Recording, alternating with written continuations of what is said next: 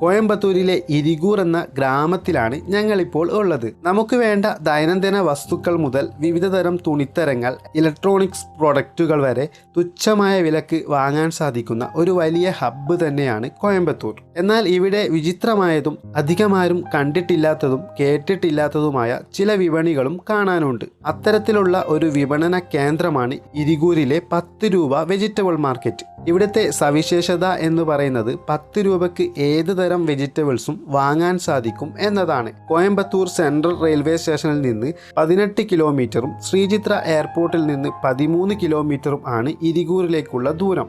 സിംഗനല്ലൂരിൻ്റെയും ഉക്കടത്തിൻ്റെയും മധ്യഭാഗത്തായിട്ടാണ് ഈ മനോഹരമായ ഗ്രാമം സ്ഥിതി ചെയ്യുന്നത്.